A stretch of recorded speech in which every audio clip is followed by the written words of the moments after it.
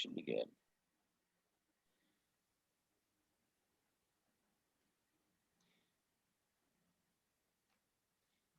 Hello, everyone. Hey, this is Doug Wilkerson with Saturday Night Live, Life Recovery Ministry, and we're glad you're here with us this afternoon, this evening, or whenever the time may be. And so we welcome you, and hopefully we can be some help for you today. In fact, I was thinking about today's meeting, and I was actually praying for you out there, whether you're seeing it live or you're on the Zoom or you get it in replay. Just believing that the right person at the right time will be able to connect with this message, and that we will speak, or maybe the Holy Spirit will use us to be able to help you, touch you, make a difference in your life. That's our desire. So right now we're going to take just a few moments, and we're going to do a little breath work, because breathing is so important to focus our thinking and our heart into a good, peaceful place. So, and it's it improves us in mentally, emotionally, spiritually, and physically. So let's, if you don't mind, just put your hands over your heart, and we're going to breathe in twice. I'll count once, twice, and then exhale through your mouth. Inhale once, twice. Exhale through your mouth, blow it out. Just relax. Inhale once, twice, and then exhale. Now think of somebody or something that loves you, or something you love or appreciate or you're grateful for. Think about that, and then inhale once, twice, and exhale.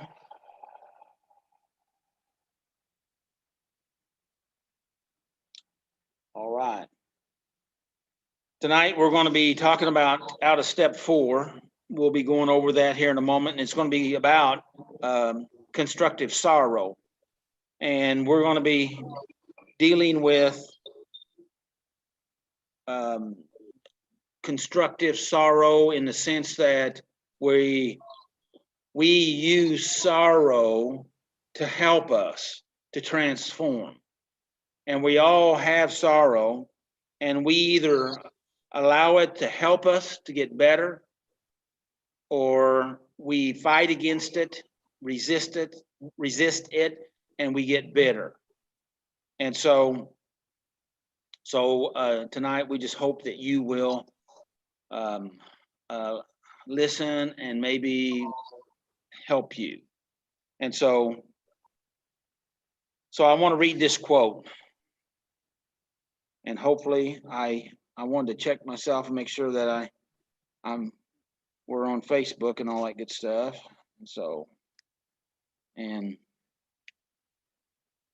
I don't know if I am or not. Yeah. Okay.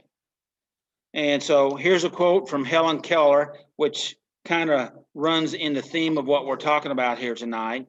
And what we'll be talking about is, like I've already said, constructive sorrow. My title is going to be 8 keys to life's ruggedness, hardiness, or resilience. Helpful reminders during times of challenging times. Helpful reminders during challenging times. Helen Keller.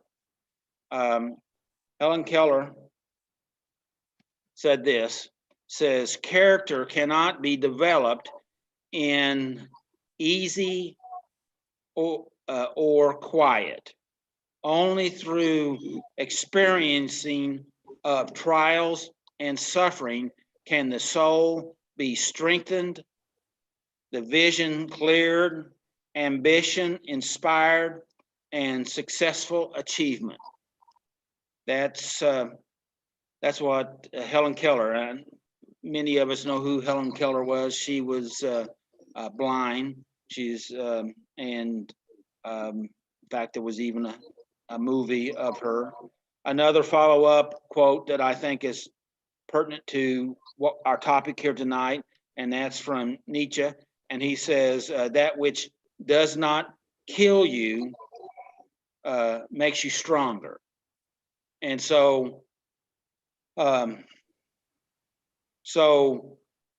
some folks lose heart and lose hope, and they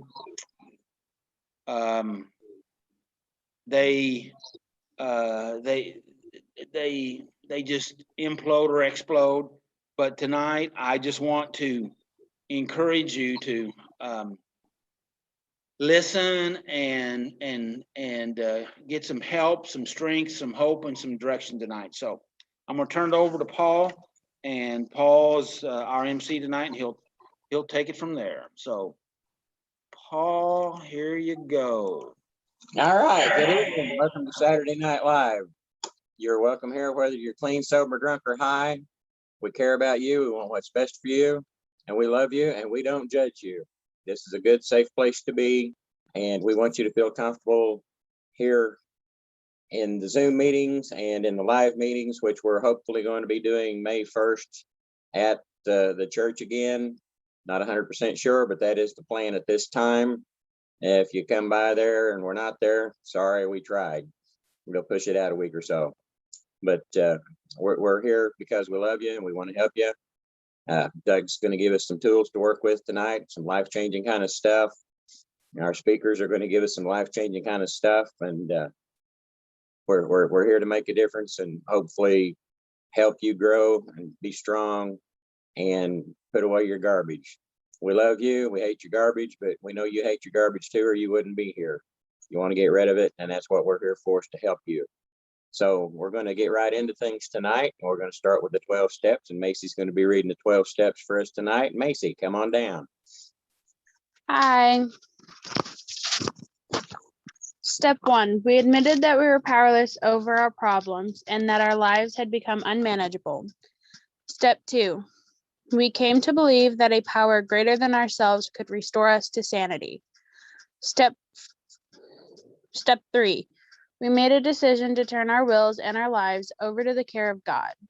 Step 4, we made a searching and fearless moral inventory of ourselves. Step 5, we admitted to God, to ourselves, and to another human being the exact nature of our wrongs. Step 6, we were entirely ready to have God remove these defects of character. Step 7, we humbly asked God to remove our shortcomings. Step 8, we made a list of all persons we had harmed and became willing to make amends to them all. Step 9, we made direct amends. We made direct amends to such people wherever possible, except when to do so would injure them or others. Step 10, we continued to take personal inventory, and when we were wrong, promptly admitted it. Step 11, we sought through prayer and meditation to improve our conscious contact with God, praying only for knowledge of His will to continue for. Well, I'm sorry. You're fine. There's something on my glasses. Okay. Praying only for knowledge of His will for us and power to carry it out. Step 12, having had a spiritual awakening as a result of these steps, we tried to carry this message to others and practice these principles in all our affairs. Fantastic. Thank you, Macy. I really like the background you came up with for that. That looks sharp. You did great. Thank you.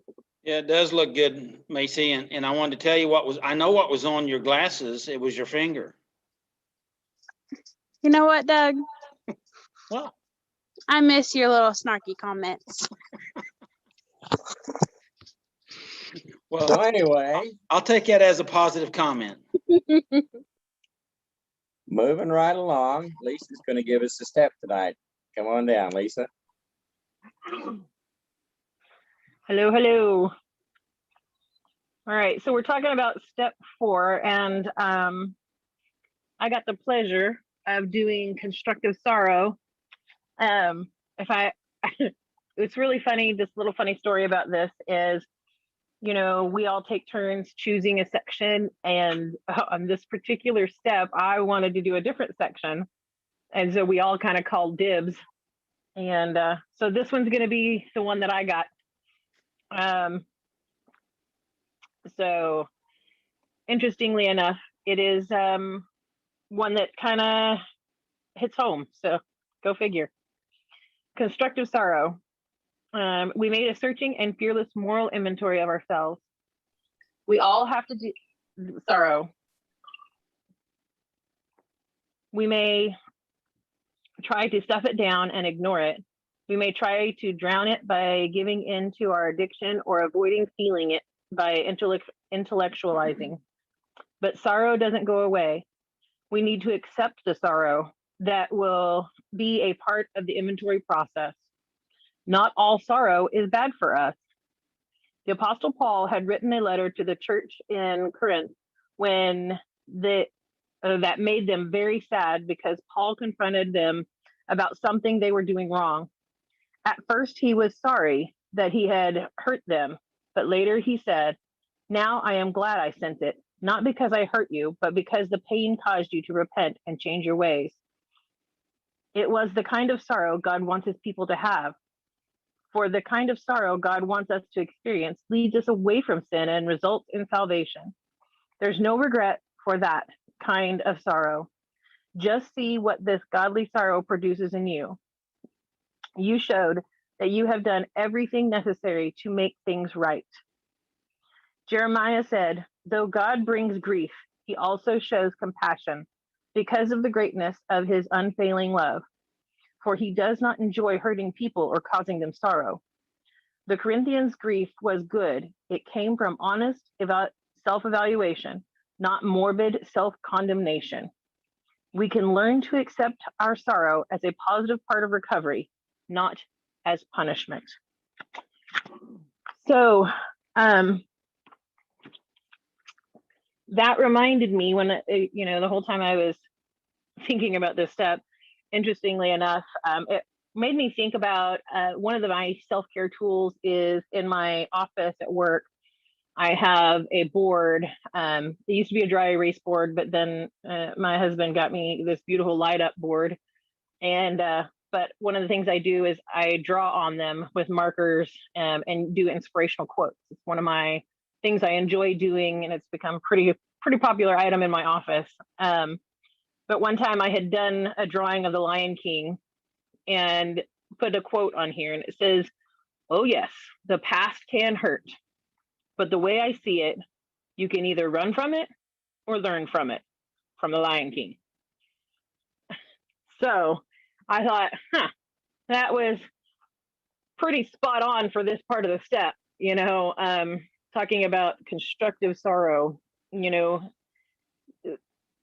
I remembered a conversation I had with Doug one time when he said, "You're going to have pain, but you're going to have to choose which pain you can deal with. Which one do you want?" And so that really, truly changed my perspective on a lot of things when I grasped what that meant and how to apply it in my life, which is what this step is about. I found a lot of freedom. I'm able to look at situations and say, it's easier for me to let it go and feel this sadness of letting that go than it is to stay here and fight the situation and all of the stuff that comes with that situation. So it was just very interesting because that is something that transformed my life so much. So just all these things were coming back to me. And so if you go to the book, the workbook, it says constructive sorrow. It has these little questions. Question 1 says, in what ways have I avoided facing my sorrow about how my addiction has impacted my life and the lives of others? You know, and this question kind of got me thinking about some things, and once again found myself going through some of my old emails and text messages and different documents and things that I've had from the past and that I kind of held on to, you know, that, well, I might need them someday, but I purged. I looked at that and I decided it was time to face them, and I read them and went, okay. And, you know, I'm deleting them. I got to swipe left and let them go. And so it was freeing just to take one by one and go, I remember that situation, but I no longer need it. I can move on. You know, thinking about how I felt in those moments when those conversations were happening, and reading my words and responses, and just going through those, and just kind of acknowledged, yep, that was a tough time in my life, but that's not who I am today. And that's okay. So that was my response to question 1. I was hanging on, what ways do I avoid facing my sorrow, was because I just hung on to it and stuffed it quietly away in a little file folder. And question 2, am I willing to set aside time to grieve and to allow humility to grow in me? When? What is my commitment to myself, my growth, and my recovery? And that, well, is a whole bunch of loaded questions all in one. But am I willing to set aside time to grieve? You know, are we truly taking time out to catch our breath, to acknowledge the situation, to acknowledge our feelings? I think that so often, especially in recovery, we get focused on, I don't ever want to look back. I want to keep going forward, because if I look back, I'm going to go back. I'm going to turn around and go the other way. And so we start trying to drive our cars, you know, without looking in the rearview mirror, only to find out that it's going to cause you to crash. You know, the point of the steps are not to forget about the past, but to learn from them. And so, are you willing to set aside time to grieve? Some of that is grieve the loss of that lifestyle that we had. When we make a choice, when we go through these steps, and you know, the last step, step 3, we made a decision. We made a decision to turn our will and our lives over to the care of God. And in step 4, we have to remember, am I willing to set aside time to grieve? Because that part of me that I lost, that I gave up, that I surrendered, right? We have to allow ourselves to have that time.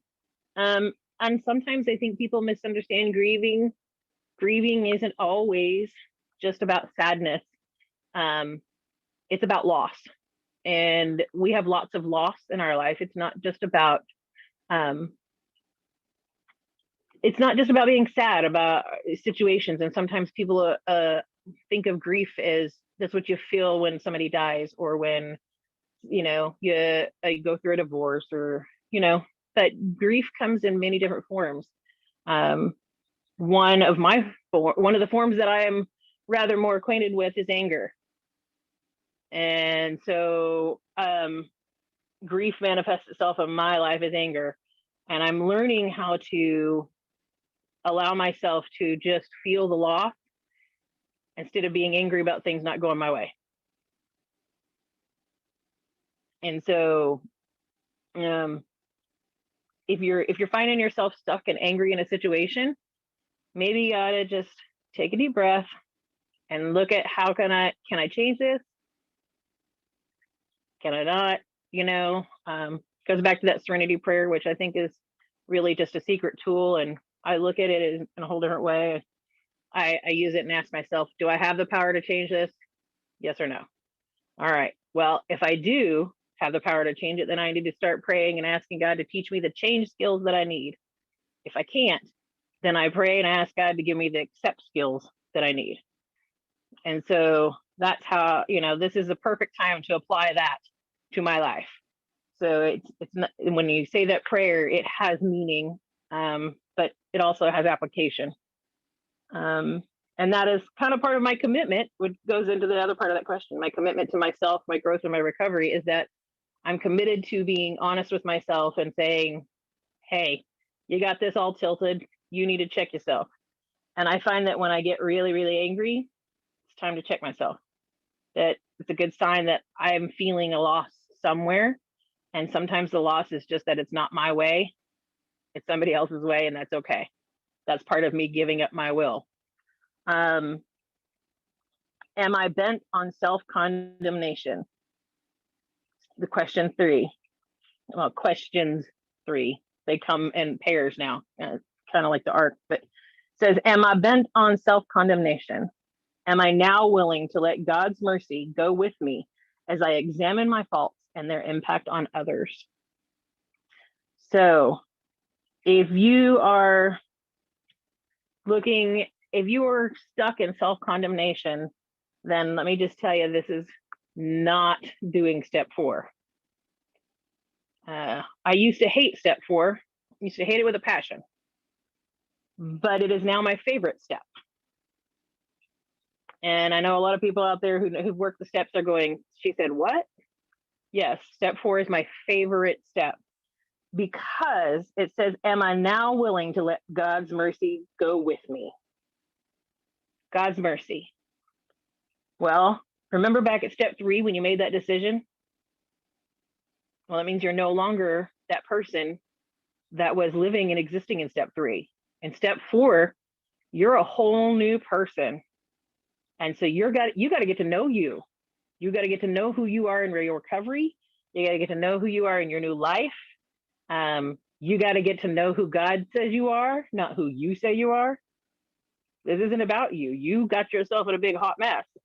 And last step, you said, okay, I'm gonna let somebody who maybe probably knows a little bit more about me take the wheel. And so step 4 is about getting to know who the new you is. You look at defining your life, defining what you want, your goals, and where you're going, and then being honest and looking at what are the things that were in my life that stop myself and others from seeing God's life and God's purpose in my life, and how do I stop doing those things?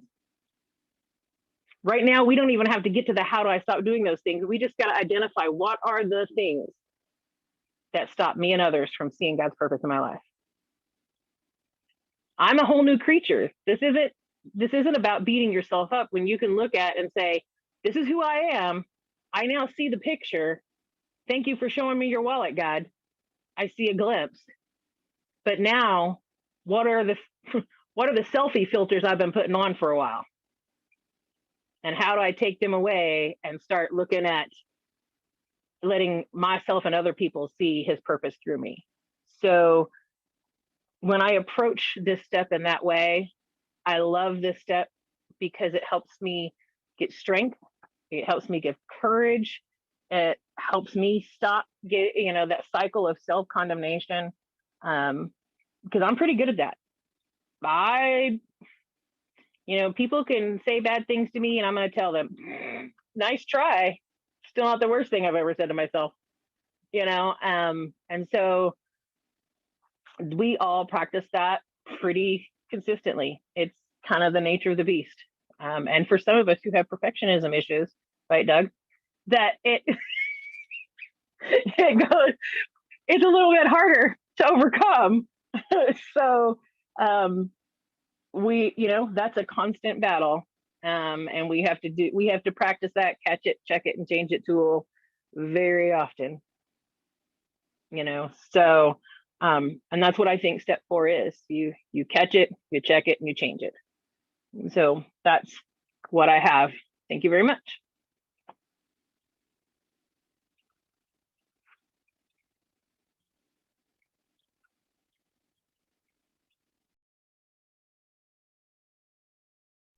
Am I with you? You are. There we go. Anyway, thank you, Lisa. A couple of things you talked about there really kind of stuck out. The sorrow is a type of pain, and pain is a symptom of a problem. It's not the problem. And we tend to, whenever we have something going on, we just want the pain to stop, but we don't want to look back at the system. It's kind of like, or the symptom, it's kind of like stepping in a bear trap and your ankle gets crushed and you feel like you're on fire and you keep jerking at the end of that chain with the trap on it because you want the pain to stop. But the way you get the pain to stop is to take the bear trap off. And that cures the symptom. And it's like, y'all know I've had lots of heart problems. I'll see if I can get this shirt up here. It says original body rebuild engine. And it's got, yeah, anyway, I'm proud of that. But, you know, if I had chest pain, the problem was not the pain. The problem was that my heart was getting ready to drop out and die on me. The heart needed to be changed, not just that the pain needed to be stopped. They could have gave me a pill to make the pain stop and I'd have died. But the pain was just a symptom of something deeper.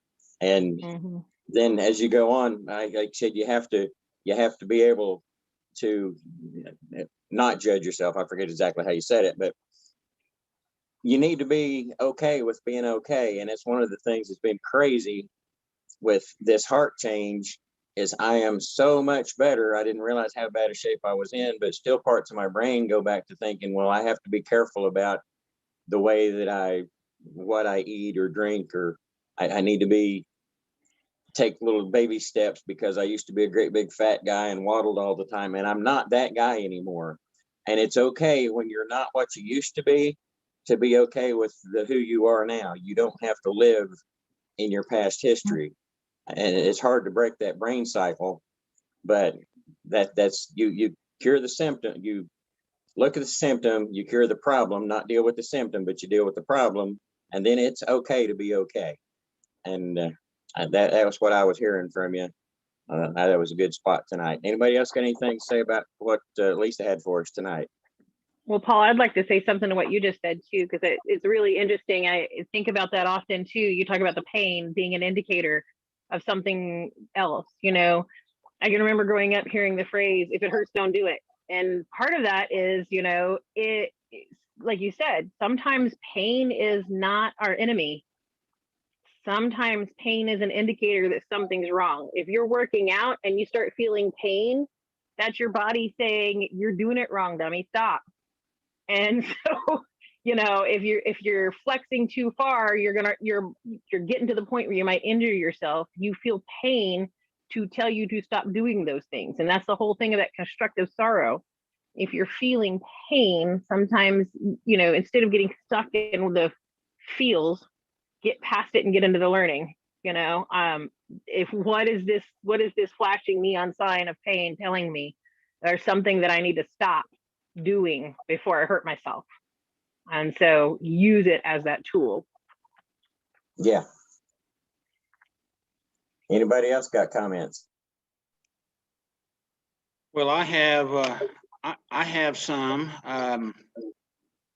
and Lisa, you covered so much ground. It just amazing stuff. Yes. And one of the things you talked about is, you know, taking time to grieve, to deal with that stuff. Most of us want to just stuff it, press it, avoid it, deny it, numb it out. I know that I've suggested to many, you know, to take schedule time to cry, you know, to give yourself that time to do it, even though that sounds strange. But if you give yourself permission to do it, then you want to say something, Lisa? I was one of those people you told to do it, and I believe I looked at you like you had grown 3 heads and thought that was the most ridiculous thing I'd ever heard. And then I wouldn't do it. And I remember you saying, well, how's that working for you? Well, not so great. And so I finally decided to give in and to try it. And now I tell other people to do it. I share that information. I'm like, it'll blow your mind how much freedom you get when you just give yourself permission to schedule regular crying time, to let it out, just to let it out. And it's amazing. Those people actually do it, come back and they're like, oh my goodness, I had no idea. And I'm like, right? I was one of those very same people who did that same thing. So scheduling that crying time, it works. Amazing. And that principle is applicable in so many other areas of our life that we need to process, and so it may sound strange to schedule, but it's healthy. And another comment you made was, we're getting feedback somewhere, and so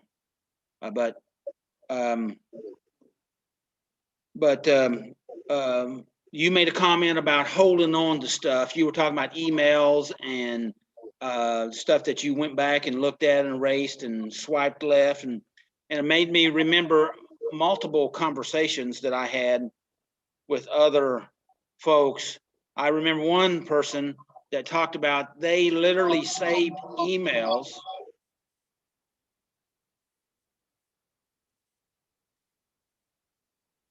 It's quiet when I'm not talking. So maybe it's me. But there was this one person that saved emails that were very critical, nasty, mean, harsh, and so they held on to those because, and I think the idea was because they wanted to be able to remind themselves of the badness or something. I'm not sure. And talking to them is, listen, you need to be able to come to the place that you can let them go. Now, I didn't tell them just erase them. I wanted them to process them and forgive them and work through them. And when they no longer had that pain inside of themselves, and they were able to forgive those individuals to some level, they were able to let them go. And when they let them go, even more healing came. And that's and I didn't think about this while we were studying it, but when you brought it up, Lisa, was that when they were able to do that, they had even, what I'm saying, the situation was harsh, but it was a part of their healing journey to help them to resolve stuff in themselves that needed to be done. And either you hide from your stuff and it gets worse and it grows, like we talk about, you can run from that fear, but it chases you, and as it's chasing you, it gets bigger. Or you can either run from it or you can go ahead and deal with it.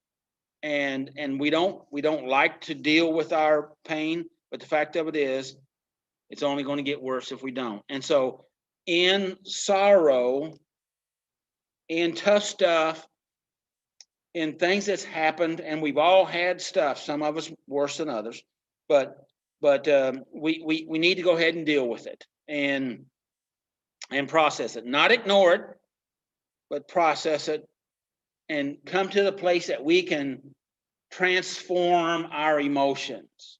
Okay, and we can do that. And if you don't know how, you need to learn how to do that, because if you don't, you're going to be held captive by your emotions, and that's a sick place to be. And you can say amen or something, I don't know, but and so anyway, that's some of the stuff. And Lisa, if you have anything you want to add on that, you're welcome to. So, but I thought it was good. Yeah, I was just going to say that, very often you're right on, you can be held captive.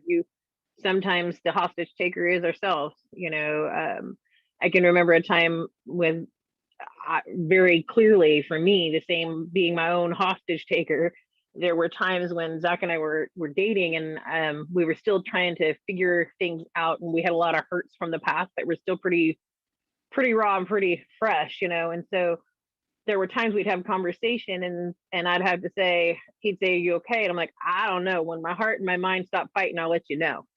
Because I just don't know. And right now, the new me and the old me are fighting, and I don't know which one's gonna win. So I'll let you know how I am when they get done fighting. And it's that same thing. You can get held hostage in there if you let your mind take over. If you let your mind take over your emotions, okay, which sounds really odd, but because we talk about mindfulness, but mindfulness is not letting your mind control your emotions. If you let your thoughts control your thinking, your stinking thinking control how you feel, you'll always feel stinky. It'll always suck. So if you want to not feel sucky all the time, you gotta stop letting the stinking thinking take control and get unstuck and stop being your own hostage taker. So just thought. Thanks, Lisa. And Paul, we're back to you. Okay, unmuted. There we go. Well, that was some pretty good stuff there on the step. And now we're going to have Zach come on down for reflection on the step. Zach, you're on. Well, I don't really know what there is to add after all that, but I'll just, we'll keep it brief here. So With your brilliance, I'm sure you got Yeah. tons of stuff. Oh yeah, lay it on thick there. You know, always following that one with that superior intelligence. It's so difficult, you know. All right, so let's read step 4. It's we made a searching and fearless moral inventory of ourselves. And I always say this is that, you know, I thought I was big stuff when I first started working the steps, and I thought I was going to devote a week to each step because I thought that would be really doing something, because I thought I'd breeze through them, and that wasn't the case. I think, you know, the first step took me, you know, a couple 3 months, but this step took me 4 months at least. And one reason why it took me so long is I did it wrong at first. I was focused on all the negative, and I always like to say this about step 4: we got to put the positive in there as well. And so that being said, this section in step 4 has always kind of given me a little bit of trouble, constructive sorrow. And Lisa's already went through the questions for us. The one that kind of stuck out to me was, you know, number 3 there, am I bent on self condemnation? And I think I'm going to read it, and then I'm going to kind of tear it apart here a little bit. It says, am I bent on self condemnation? It says, am I now willing to let God's mercy go with me as I examine my faults and their impact on others? And you know, I think, and then this, I also want to touch on up here where it talked about grieving. You know, I think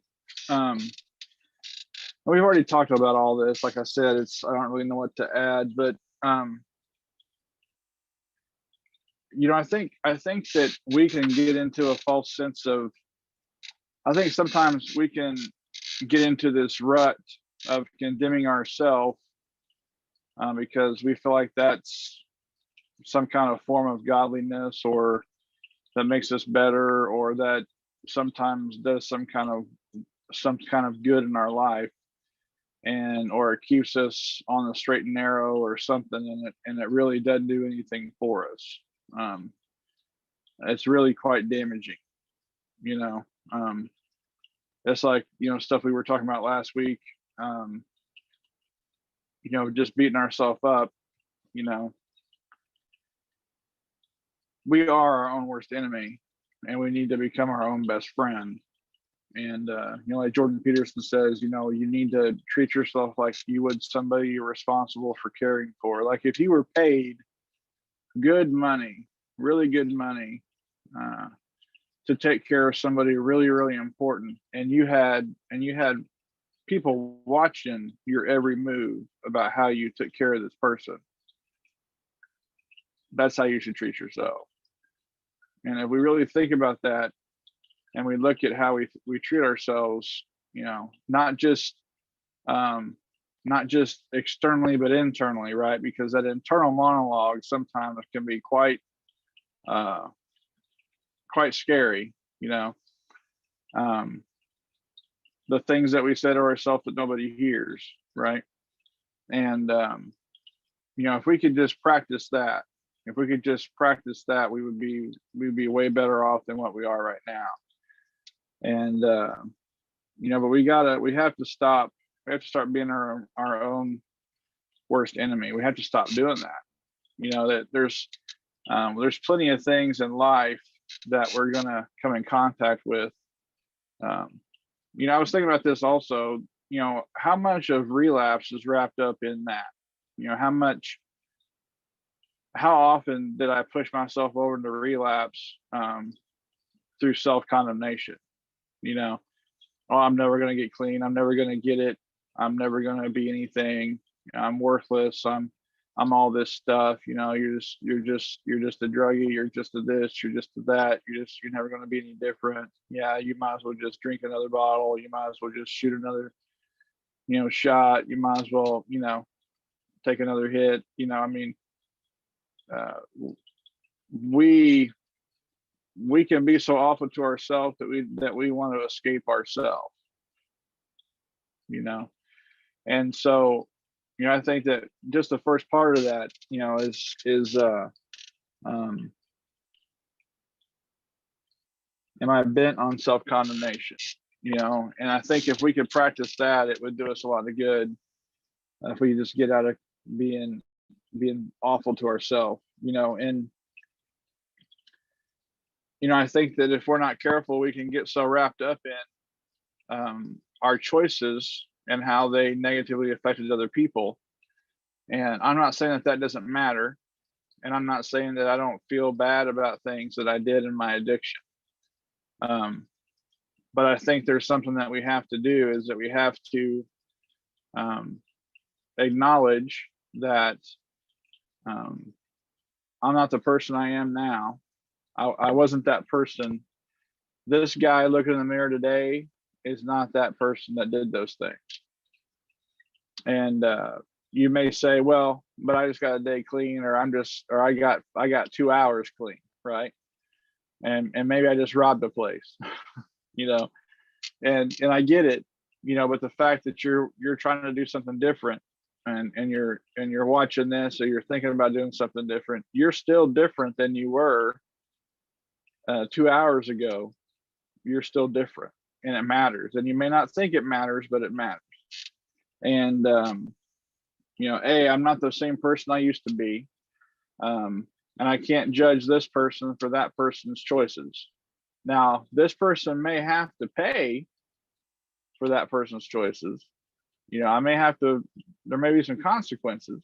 You know. The other thing is that something that I struggled with for a long time is that I would not take into consideration that I was inebriated through some of those choices. And, you know, even my messed up self would not have made all the choices I made if I didn't have substances on board. Now, I made a choice to use those substances, and so I am responsible. But still, I was not thinking clearly, you know, and that's my own fault. But, you know, I think it's interesting how much grace and mercy we can have for other people, but we can't have any of that for ourselves, you know. And if you don't think that's true, just pay attention to how you treat others, how you talk to others, and you'll probably see that you can have a lot of grace and mercy for those around you, but you can't turn that on yourself, and that's a problem, you know. And that goes back to what I first said. You gotta become your own best friend and stop being your own worst enemy. And the last thing I guess I just want to say, it's already been covered, is, you know, grieving. I guess I think I want to talk about it a little bit different, maybe not. I think when we come in to recovery or church or whatever it is, we kind of feel like we have to hate that old person we used to be because that old person was bad or toxic or dangerous or all these things. They were just bad. I was dying. That person was trying to kill me, right? And those things may all be true, but at the same time, you were that person for a really long time, and maybe not, but most generally you were, and not everything you did living as that person was bad, and not everybody in your life as that person was a bad influence, more than likely. And my whole point is that we kind of just decide that we're going to turn around and walk away, and we need to grieve that life, and I was talking to somebody one time, I'll say it this way, maybe more sense, is that I told somebody one time that I was kind of grieving my whole life that I used to live, and they thought that was just the craziest thing. Why would you grieve that? That was just a terrible life. And I know the way it sounds, but just because things are bad for us doesn't mean that they don't mean anything to us, and or that we're not used to them, or that that's all we have. And you can love it. You can love a toxic thing. Just look at some of your relationships, right? We love some toxic things.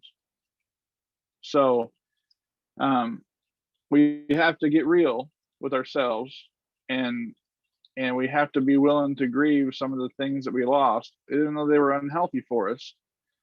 Because I'm a firm believer that, we don't know how to grieve things. And so I think that we have a lot of bear with me. Let me finish this statement. I think there's a lot of people being treated for depression. And I'm not saying don't be in treatment and don't take your medicine. That's not what I'm saying. But I think that we don't have the tools to grieve something, or don't understand how to deal with something. And then time goes on and we have less of something, or we feel like we've lost something. And so therefore we feel depressed, which grief and depression look a lot alike. They feel a lot alike. And so 3, 4, 5, 6 years later, we're at the doctor and we're feeling depressed. And so we ask for some medication for depression because we don't feel like we can say, hey, I think I'm grieving that job I lost, or that relationship I lost, or my mother died 5 years ago, or the job I lost 2 years ago, or we don't know how to deal with it back then. And we don't feel like we can say, we think people will laugh at us because it's so long ago. I think a lot of times we think what is grief and call it depression. But that's good. We're at least trying to address it. We're at least trying to help it. That's good. That's better than denying it. I'm not saying don't get your medicine. That's not what I'm saying. But you can't take a pill for anything and make it go away. It's like what Doug was saying. You've got to process through this stuff. Medicine is there for stability, so that you can be stable enough to talk about what happened to you, or what you're going through, or what you feel that you did that you can't forgive yourself for. I'm going to say that again. What you feel that you did that you can't forgive yourself for, so that you can process that with somebody you trust, or that be, a friend or a therapist or somebody. You can do the work so that maybe you won't need that medicine someday, because time does not heal anything emotionally. And so we just covered up with new stuff. And so my encouragement to you is that if you don't change anything you're doing if you feel like you're depressed, but just ask yourself, could I be grieving something? And who knows, maybe if you let yourself grieve the loss of that thing or having less of something, you may feel like you feel better, and maybe you'll need less medicine, or maybe you won't need any medicine, or maybe if you'll add some therapy to what you're doing. Because I encourage everybody that I work with or that I talk to, if you're going to take meds, you should be talking to somebody. Therapy and medication, they go hand in hand. It's not, you shouldn't do one without the other. Let me rephrase that. You shouldn't, I encourage folks, if you're going to be on medicine, you should be in therapy. You can be in therapy without medication, but if you're going to be on medication, you should be in therapy. So I'm not a doctor, so it doesn't matter what I think. It's just, that's just Zach's recommendation, because that's my personal story. And I know what it's like to be on medication and not have any therapy, and I know the difference therapy makes. And at one time I was on 5 medications, and I'm not on any medication. And because I was able to talk about things and process things, and I believe in therapy so much that I still do therapy.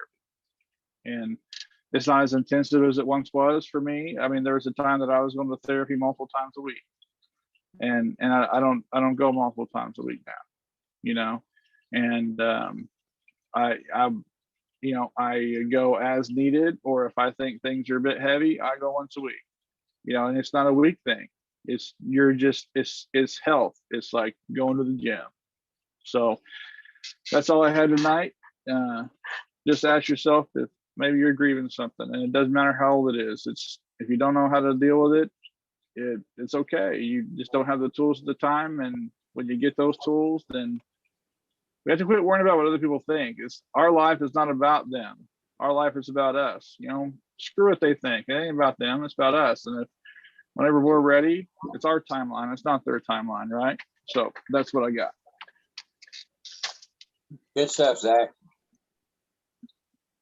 Thank you for that. Anybody got any comments or anything else to say on the step or the reflection?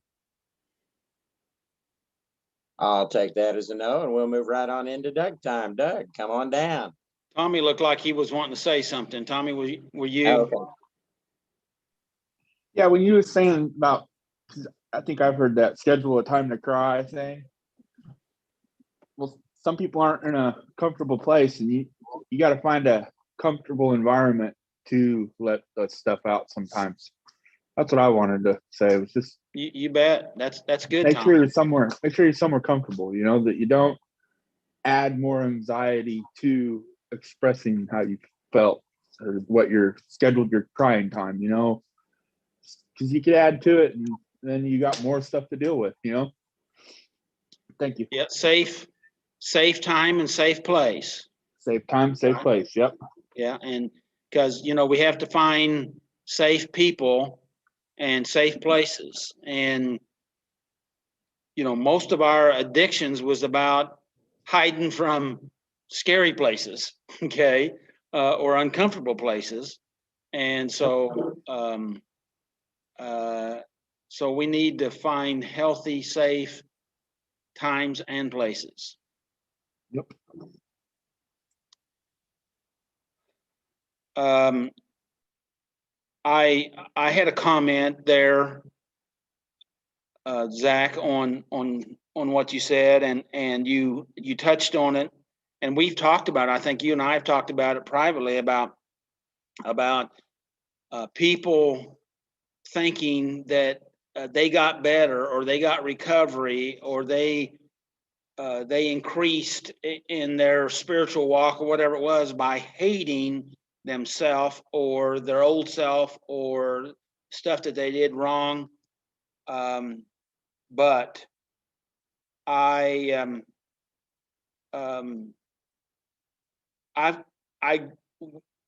we've talked about it, and I'm of the opinion that hating doesn't make anybody better.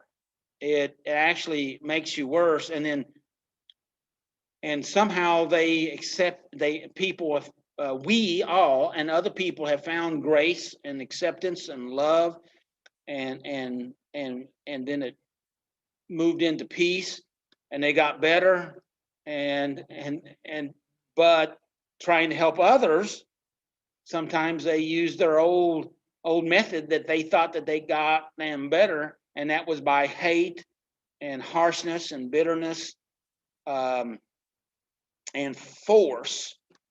And so I wanted to share that. Did you have any more comments on that, Zach? Well, that's what I was, you said it. That's what I was going to say too, is that if you do that to yourself, you do that to other people, whether you know it or not. And that's the thing, is that you don't think that you do, but you do. You, if you're hard and rigid with yourself and you hate yourself, you think that you're going to hate yourself into submission or godliness or something. And then you think that you're just going to love everybody else into Jesus. It's not reality. It's just, it's not reality. And so you don't, you do that to other people, and you don't think that you do, but you do. You're going out there and I remember when I was actually going to Bible college. It didn't last long. I bet everybody, that's no surprise to everybody. And I didn't quite fit there. Can you believe that? And I can't imagine. I was actually working in a Bible store, going to Bible college. Isn't that amazing? And I was talking to this pastor from somewhere, and he basically looked at me and said that he hated the sin that was in me, but he loved me. And I just looked at him dumbfounded, and I could tell that he hated himself. And it was a really sad thing, because I mean, it was just so contrary to I'm not saying that I know a lot, okay, but I know that the love thing works and the hate thing doesn't. And he, and I'm sure we've all seen that, but we have to wake up and stop being awful to ourselves, and I think that the thing is, here's the deal, and I need to shut up. Here's the deal. I think we have this thing, because I think it was taught in a lot of churches, a ways back, that if we're not hard on sin, meaning hard on ourselves, then we're just going to go wild and we're going to become of the world. And then therefore, I remember before SNL shut down, we had some people come down, and they were actually outside our meeting, and they were handing out tracts and stuff, because they thought we were a sinful meeting because we weren't hard enough. We weren't hard enough and on people, and we were leading people to hell because we were too easy on folks. We were loving people too much. And I remember, I was trying to talk to him, and I just said, hey, it's not that hard. He didn't make it that hard. He wants us to be with him. He didn't make it that hard. He loves us. He wants us to love one another and love ourselves. I mean, it says that. I mean, he wrote that down. I know it says a bunch of other stuff too, but it says that too, and it's just, I think that, we have to wake up and stop. We have to trust ourselves a little bit. Like Jesse Duplantis says something. He's an evangelist. He's a little bitty Cajun guy, and I love him to death. He's an evangelist that I like. Anyway, and he makes a statement. He says, he's Cajun, so this is how he says it. You have to trust the God that trusts you. That's what he says. And we have to quit having this fear that we're just going to run wild and kill ourselves and go to hell if we don't hate ourselves because we hate sin. The truth is that we're not just going to lose our minds and go crazy if we're not mean to ourselves all day long. So I hope that made sense.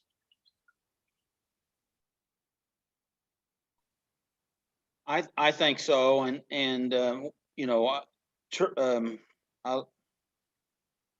it's kind of hard to say anything here without being critical or judgmental, but a lot of we misunderstand some things because we're taught to crucify the flesh, which we think that means tearing ourselves down or beating ourselves up and or everybody else. And I think that is a choice is another way of repentance, is a change of direction. And I think that's I used to do this, but I choose not to do that anymore. That's what I was, but that's not who I am. And it's not who I'm becoming that I see that I'm supposed to be. And so hating doesn't work. And so I think we've pretty much beat that up enough. Would you agree with that? So anyway, but I thought that was really good. See, I told you with your brilliance that it was all in there and it would come out. So, Paul, back to you, sir. Oh, back to you. And Miracle's waving. Did you see Miracle? She's waving. I did see that she came in. Hi, Miracle. Hey, Miracle, we love you. Hi, everybody. Love you too. I just working a lot of hours right now. I miss everybody. We missed your face.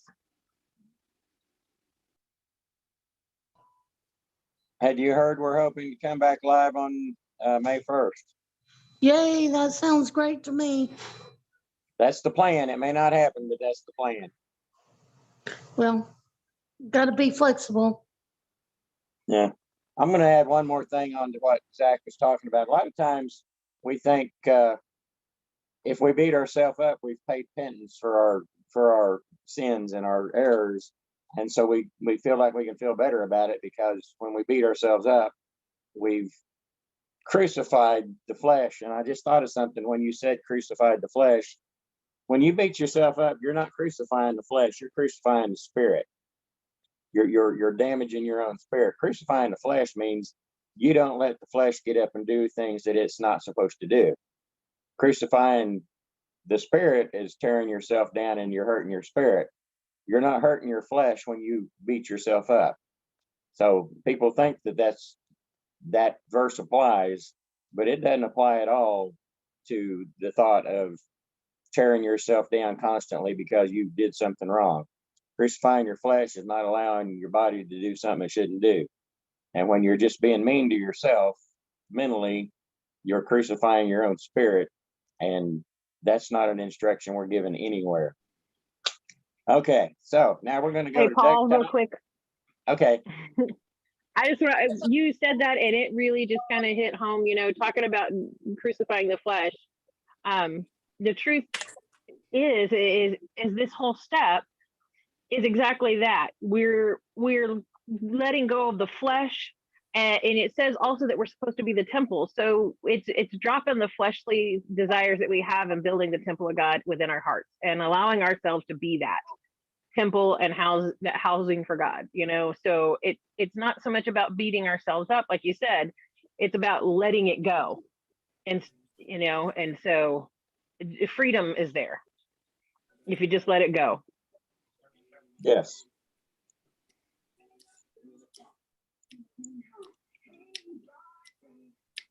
Okay. I think that was good. And we got Patty on here. Patty, hi, Patty. I'm glad you made it. Hi, Doug. Hi, everyone. Hi, Patty. Hey, Patty. Hey. Sorry I'm late. Well, that's fine. We're having a good busy night tonight. You haven't missed the most important thing. That's Doug time. He's getting ready to start here shortly. I don't know. It's been power packed with we got the Lisa and Zach duo going on there. So man, it was two-fisted stuff. So you can go back and watch it on Facebook, so you're not left out completely. It has been some really good stuff tonight. Okay, I will. We're glad you're here. Glad you're here, Miracle. And I had we talked with Debbie earlier. She had an accident, and she sent me a text. because she had to jump off. She said we're in the middle of shift change and she's watching it on Facebook. So hi, Debbie. Everybody's waving at you, Debbie. So anyway, she's in a brace and going to do some therapy, and she's just got some stuff she's got to work out. So we're praying for Debbie, and she said she tried to do a Daisy Duke, and Duke's a hazard. So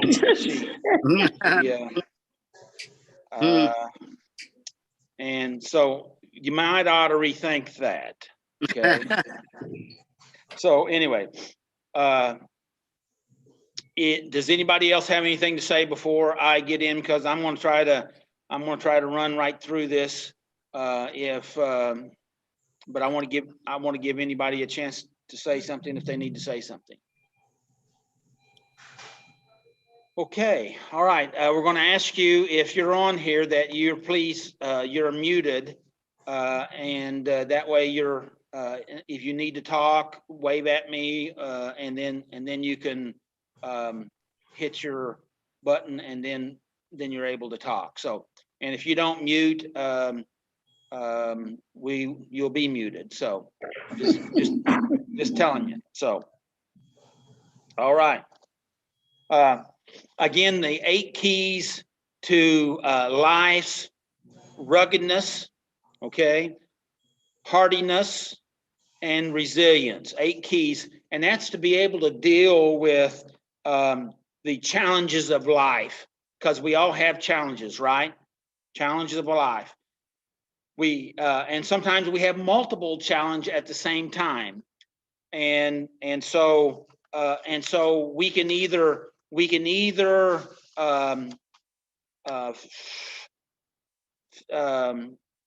feel pity on ourselves and try to get other people to pity us, and feel sorry, and fall into that pit of feeling like it's hopeless, that there's no hope, and then just and that's what we call being nihilistic. And that's a terrible place to be, because all you have then is just feel bad and die, suffer and die.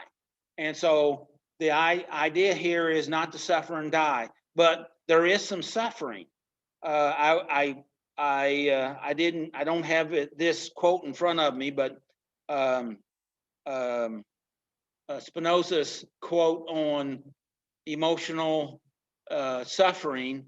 It says it's suffering until you get a clear and precise picture of it, and that means you have to be willing to step into this suffering, which we're studying tonight.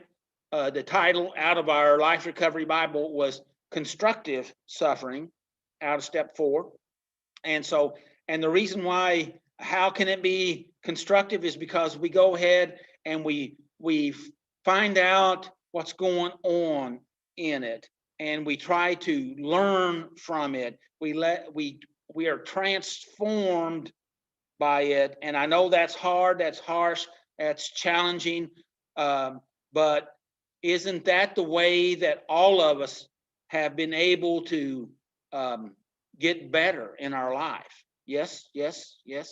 Okay.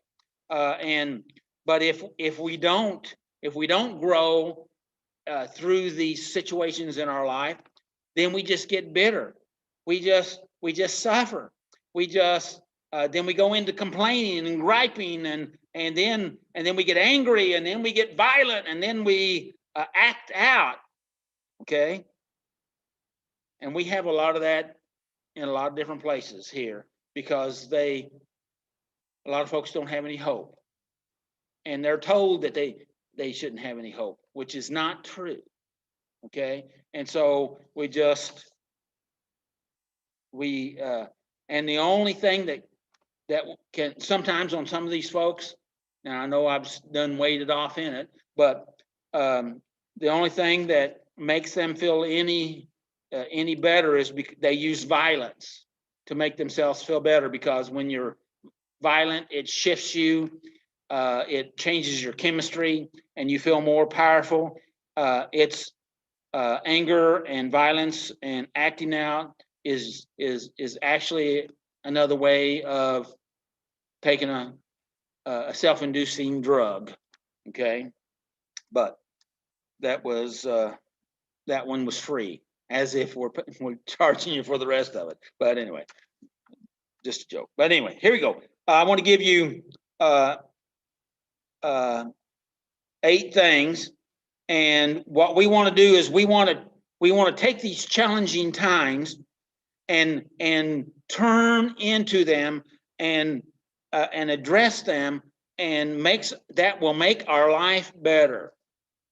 And it does make it better. Now, sometimes we miss, just like we talked a while ago about hating ourselves and then hating others, or hating the addictive behavior or the sinful behavior or whatever it is. Hating that will make things better.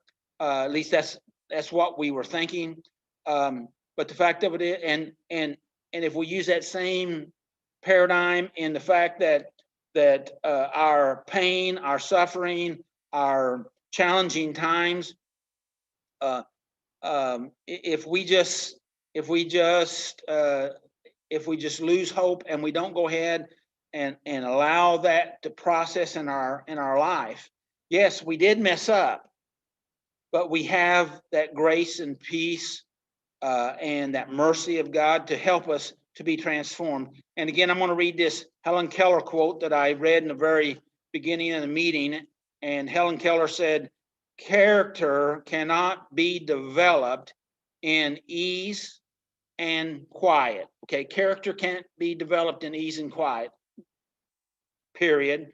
Only through experience of trial and suffering can the soul be strengthened. Okay, only through these hard times we're talking about can the soul be strengthened, the vision cleared. Okay, all right, the ambition inspired, and success achieved. And so we have to navigate these situations. So instead, our bias, our human bias, is to avoid pain and seek pleasure. That's survival mechanism. But for us to live, survive, and grow, we have to not avoid the pain, but step into the pain, okay? And be selective on the pleasure that we seek, that it's constructive instead of destructive, right? Did I say that tactful enough? Okay. Okay, so number 1, the power of perspective. And Lisa really covered this, and she covered a lot of what, between Lisa and Zach, they covered a lot of this already. But we have to, life is not easy. It's challenging, yes, that's a fact. Life is painful, all right? That's the way that it is, and it's hard, but it's rewarding. But we can't just avoid the pain. We have to deal with the pain, okay? And it does take, the other third rule there is it takes ceaseless effort to do this. We can't just give in, okay? Farmers have to work almost all year round to get their crops, okay? Well, so does everybody else, all right? All right, so the first step is the power of perspective. Life is not easy. We all know that. And how we choose the way to think, to feel, and to act. Okay, think, to feel, and act is related to the life's challenges.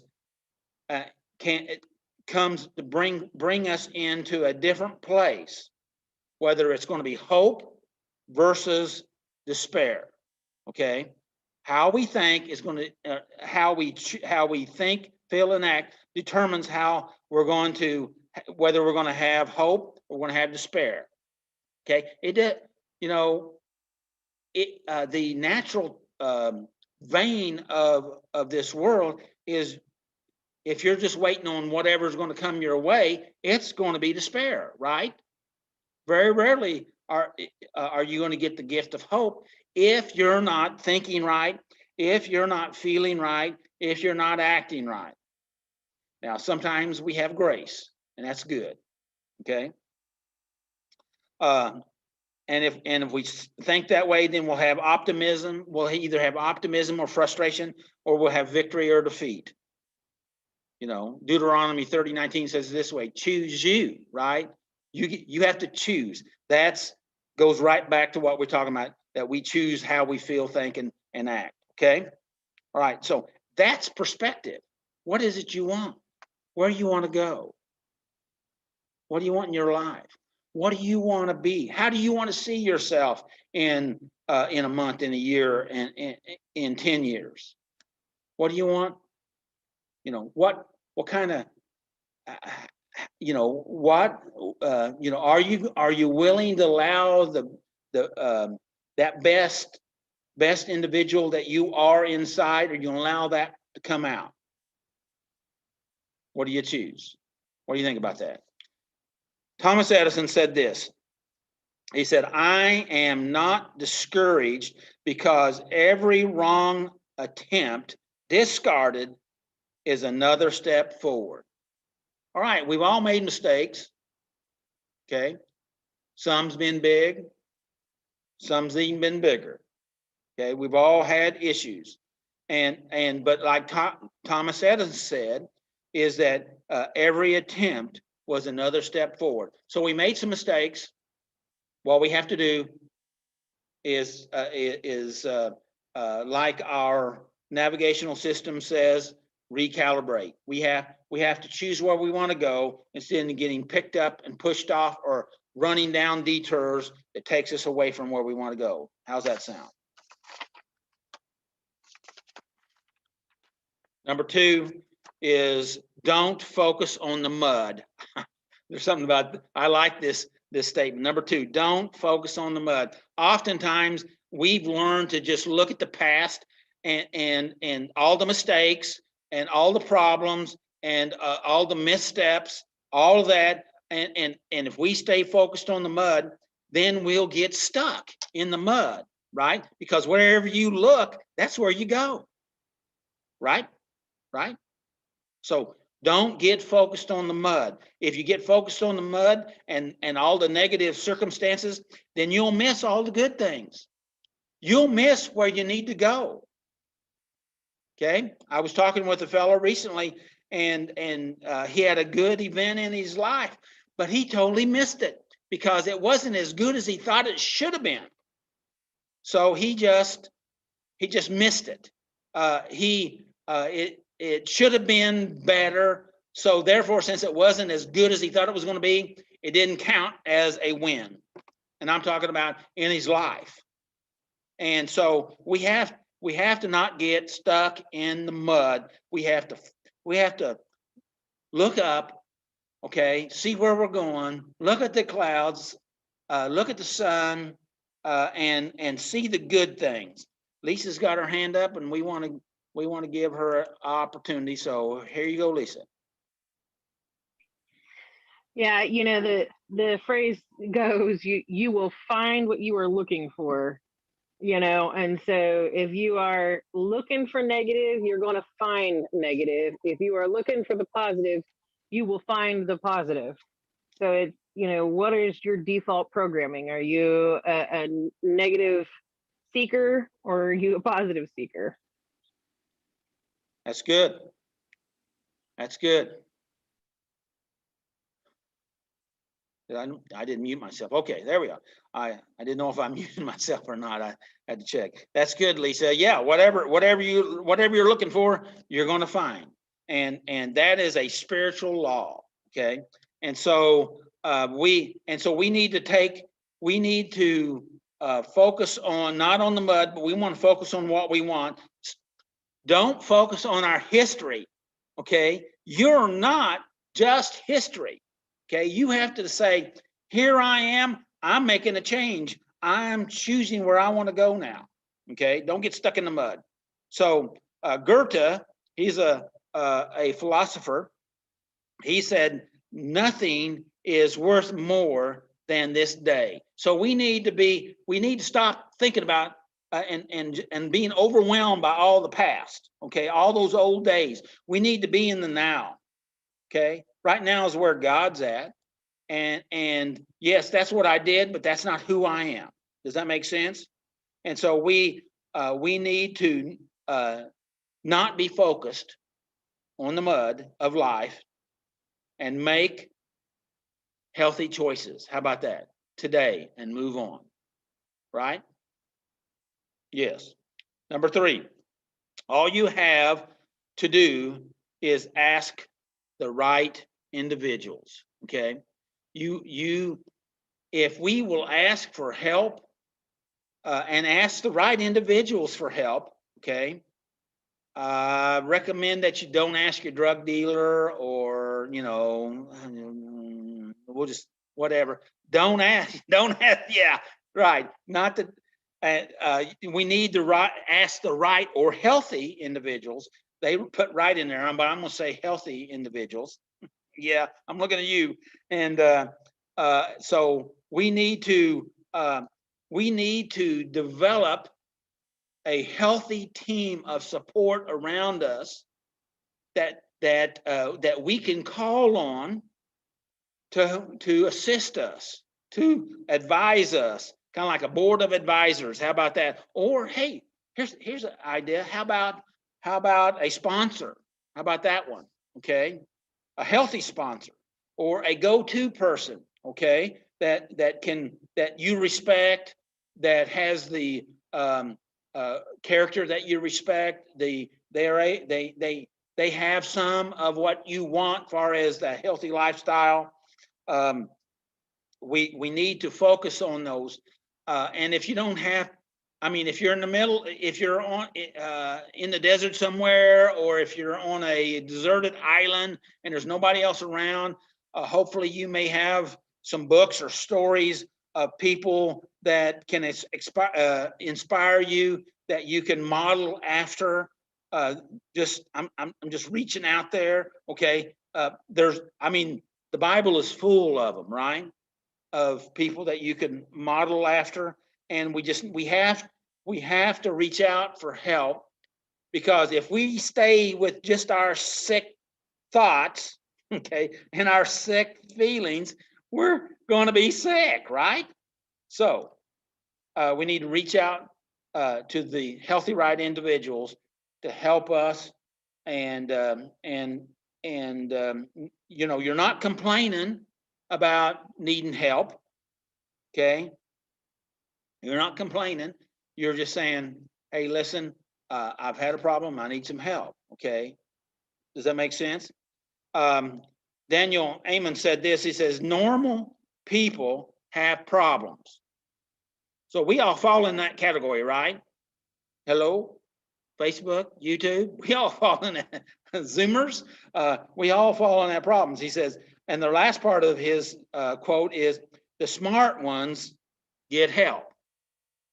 All right, I read the whole thing now. All right. This is Daniel Amen. He says, normal people have problems. The smart ones get help. And again, this information I took right off of psychologytoday.com. So anyway, I just thought it was pretty good. Number 4, I'm about halfway done, almost halfway done. Thrive on your strengths while exploring your potential. Okay, we need to recognize those good things we have in our life. Oftentimes, we don't accept the skills and the talents we have, because oftentimes we overlook them. We need to thrive on our strengths. We discount what we can do and focus on what we can do. All right. Well, we need what they're saying here. Number 4 is we need to thrive on our strengths. We need to recognize what we are good at, what strengths we have, those tools that we have. If we're just so focused on what we don't have, then actually we're wasting our potential. So what we need to do is we want to broaden what we're able to do, but we need to also recognize that if we need to appreciate the skills and the talents, whether it's whatever our skills are, our skill set, that we thrive in those areas, and those things that we're already gifted at are some of our internal direction of the things that really fulfill us in life. Another quote here by Joseph Campbell said this. He says, "When you follow your bliss, doors will open where you would not have thought that there would be doors, and where there won't be doors for anybody else." I thought that was an interesting quote. Okay, I thought that was good. Joseph Campbell. So oftentimes, now I said earlier about getting help and having these role models, and oftentimes we want to do what everybody else has done, and those things are helpful, but at the same time we can't be our role models. We have to be us. Okay, and so we need to, as Joseph Campbell said, we need to follow our bliss. Okay, all right. Number 5, keep the fun and enjoyment. Keep the fun and enjoyment. Van Wilder, from the movie of the same name, which I looked that up. I guess it was maybe a comedy or something, which I'm not familiar with. It was said in that, I guess in this movie, it was a quote, says, "You shouldn't take life too seriously. You're never going to make it out alive." Okay, right? Don't take life too seriously. You're never going to make it out alive.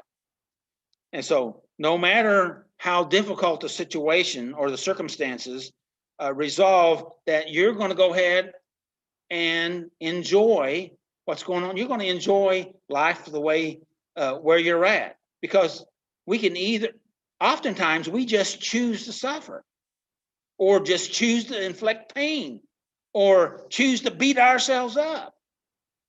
Like I said about the fella that wouldn't take the win, it wasn't exactly the kind of, it wasn't as full of a win that he wanted to be, so therefore it didn't count. It counts. We need to enjoy it. We need to appreciate it. I said, hey, let's celebrate. Whoa. We need to celebrate this win. Okay, so we need to keep the fun and the joy. Now, this is kind of a challenging one for me, because this is not really where I'm most comfortable, this fun and enjoyment, but I'm working on them. I'm better than I used to be. Okay, because I'm having fun right now, right? Well, you may not know, but I say it's enjoyable. So what we need to do is we need to recognize that in our challenging, stressful times in our life, that we need to take time to enjoy life, even though we're in stress, because then that helps us mentally, emotionally, physically, and spiritually. Okay, and if we back up enough and take a break in life, even though we're in the middle of stress, that will recharge our battery. And if we recharge our battery, then we feel differently, we think differently, we see things differently, and we're able to function differently. And so we need to enjoy life. And Paul wants to say something. Yeah, I found a really great quote a while back. It was when it was snowy and really cold. And it was, take joy in the snow, because if you don't, you'll have less joy and the same amount of snow. That's good. I like that, Paul.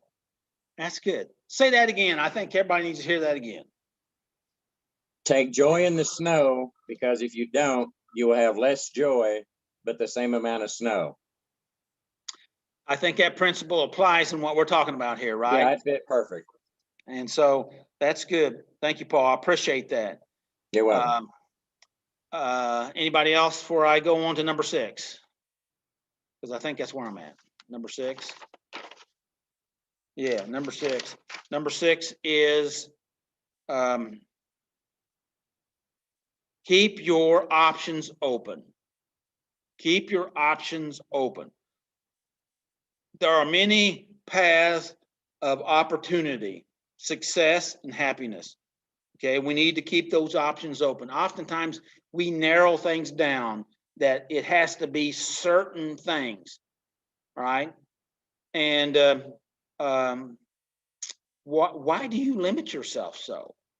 We need to back up and get a bigger perspective. That was one of the first ones, if you remember. So we can begin to ask ourselves, what is true success and happiness? Okay, we need to look at that. We need to ask ourselves those questions, because sometimes we have unconscious beliefs that are driving us. Well, 95% of our decisions are made by unconscious beliefs, and we're not even aware of it. So, but questions is such a tool to help us to shift our thinking and our consciousness, okay, and to see what it is that we're thinking. I just had this jump in my head. I have a tool. It's called sentence stem, and the sentence stem goes like this: if I were willing to see what I see and know what I know. That's why the sentence stem is the beginning of sentence, and it's a question, but it's a beginning of sentence that then you put the end of it on. So if I were willing, this is a question. If I were willing to see what I see, because you don't see everything you see it, but you're not focusing on it. You don't recognize it. There's a lot of things you miss. But if I were willing just to see what I see, if we could see what this stuff is doing to us, if we can see what's happening, if we can see what we're tolerating, okay, John Maxwell says, those things that you tolerate, you get more of. Well, maybe you need to decide what you're not going to tolerate anymore, right? What do you think about that? Maybe your tolerance needs to be shifted into a healthier form of tolerance, okay? What do you think about that? So keep your options open, okay? And if we will shift our thinking and ask ourselves the question, then maybe, just maybe, there are things out there that we're missing. If I were willing to see what I see and know what I know, I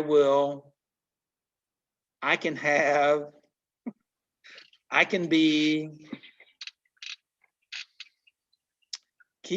Zach's looking at me real hard there. Yes, Zach. I was just going to say that sentence stem will change your life if you let it. And it is amazingly powerful if you will really think about it, because it changed my life. That sentence stem did, because it's we see things, but we don't focus on them. We don't acknowledge them. We ignore them. We know what's going on around us, but we just don't pay attention to it. Because if we focus on it, then it requires action. If we pay attention to it, then we got to do something about it. If we acknowledge it's there, then it means something, and that is scary. One of the ones for me was, hey,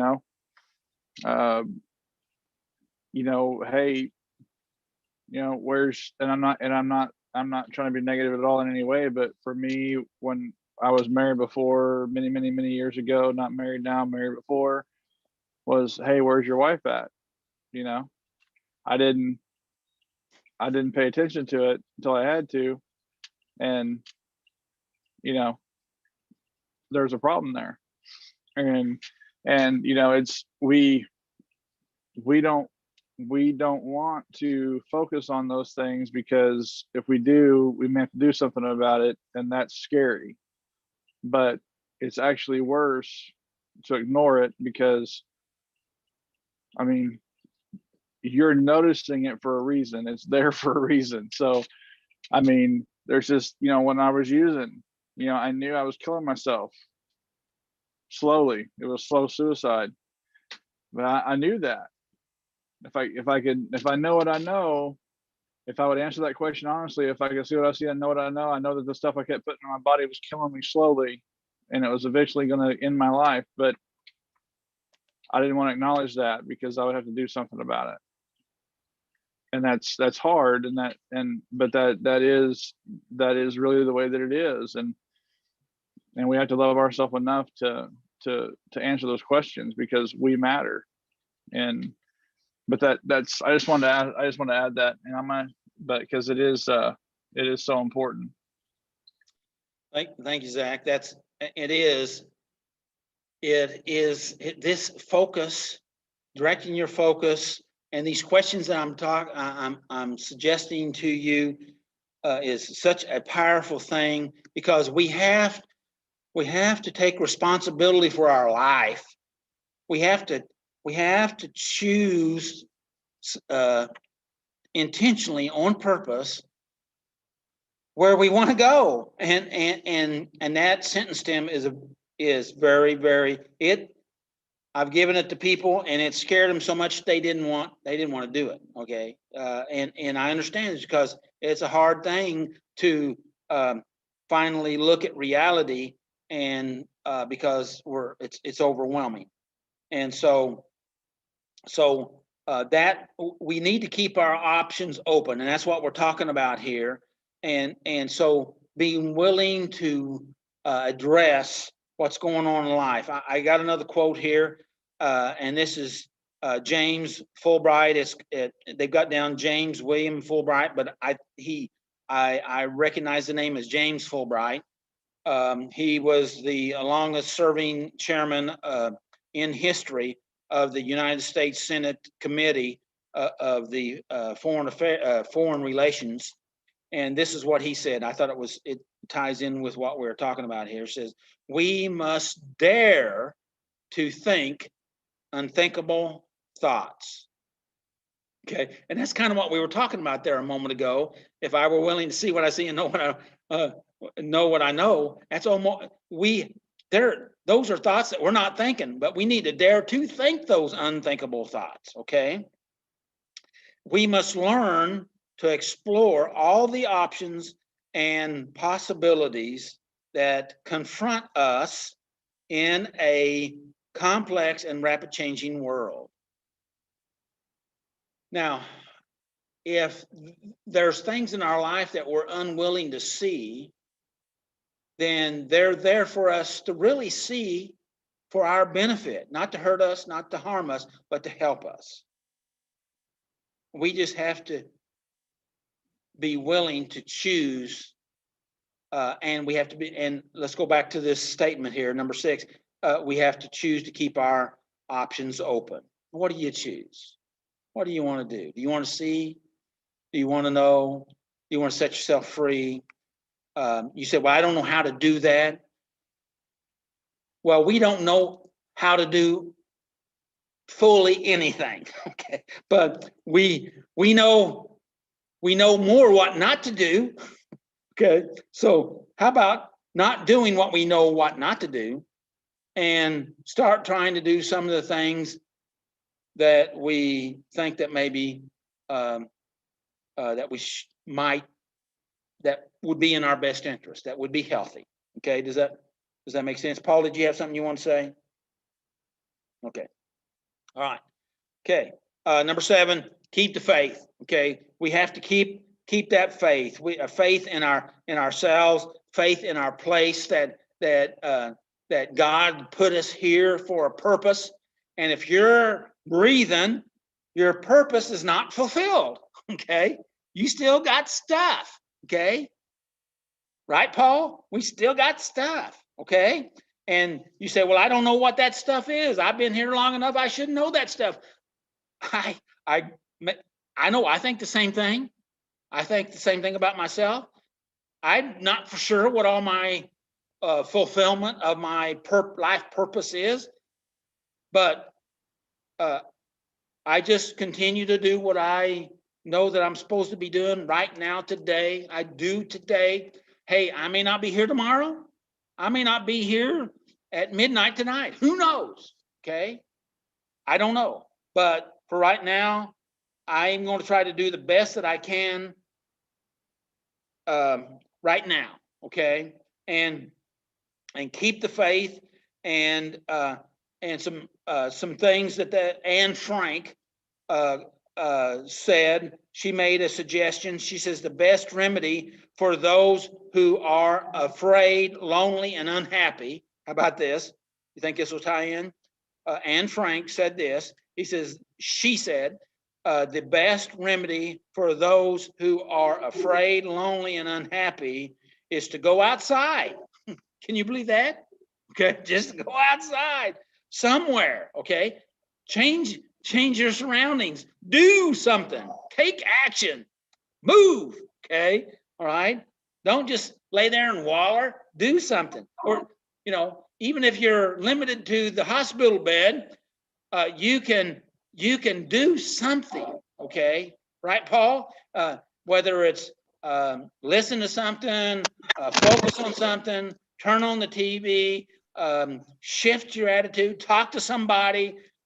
All right, we got all kinds of nuances here. But take action. Okay, is so important. And Helen Keller said this. Says go outside somewhere where you can be quiet. Okay, this was what she said. Where you can be quiet and alone with heaven. Okay, you're outside, you're alone with heaven. Look, okay, be aware. See how big it is.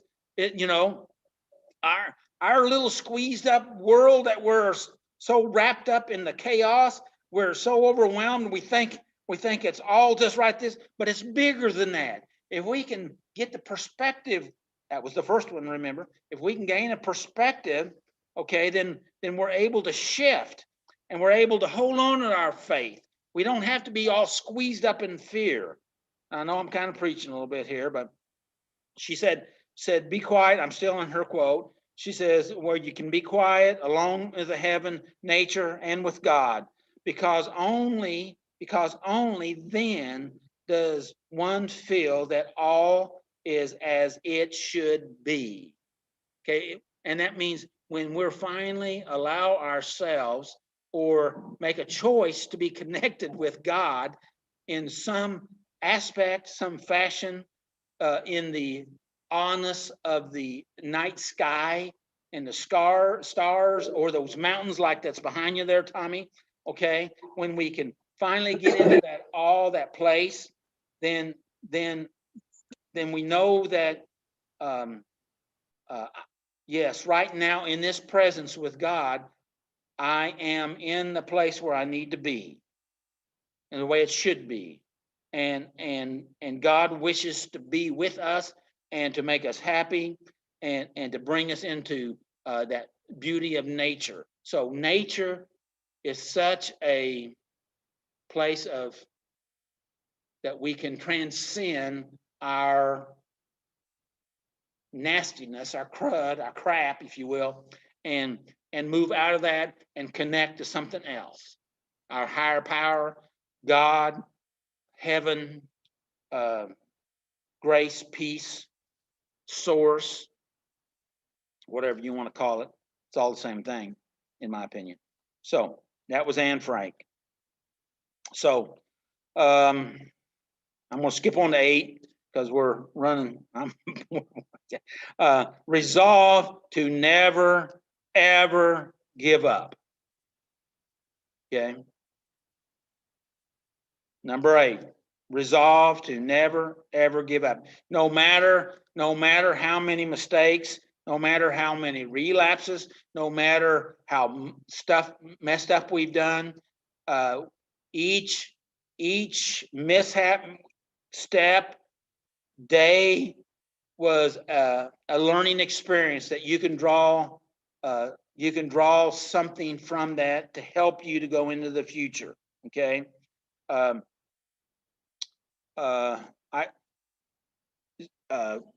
once I heard a courageous person say that there are no losers in life except those who give up on themselves. Right? So take a breath, breathe, breathe multiple times on purpose, deeply. Let your stomach extend, not just in your chest, but in your stomach. Breathe, breathe. That oxygen will affect your chemistry in your system, and it will affect how you think. Okay, and if you affect your thinking, then your emotions has an opportunity to shift. Okay. Here's about Abraham Lincoln. Abraham Lincoln lost 8 elections. Oftentimes we get down on ourselves. It says Abraham Lincoln lost 8 elections, failed in business twice, and suffered a nervous breakdown before he became the president of the United States. Okay, and of course, we all know who Abraham Lincoln is, one of the most successful. So these are my thoughts. The stuff that Abraham Lincoln went through, even though he lost all those elections, even though he lost in business, even though he had mental breakdowns, okay, all of that prepared him somehow, some way for him to do what he did, because it enabled him to step into the job. I know, I've said the same thing. I don't know how God can use this mess, these mistakes, right? We've all thought that, said that, but he has, he does, and he will. Okay. Yeah. Well, I got one more quote, and then I'm going to shut up. I think that, and this is Anwar Sadat. He was a president of Egypt 20, 30 years ago. He says, if you don't have the capacity to change yourself and your own attitudes, then nothing around you can be changed. Okay? So if you don't have the capacity to change yourself or your attitudes, then nothing around you can be changed. Now, we're talking about some of the hardest stuff here, right here, and that's changing ourselves, our thoughts, okay, how we think, how we feel, how we act. That's big stuff, important stuff, hard stuff, but if we can do that, it allows us to line ourselves in a better place where we want to be, with that best version of ourselves that God has planned for every one of us. And he wants to help us on that. He wants to help us on that. So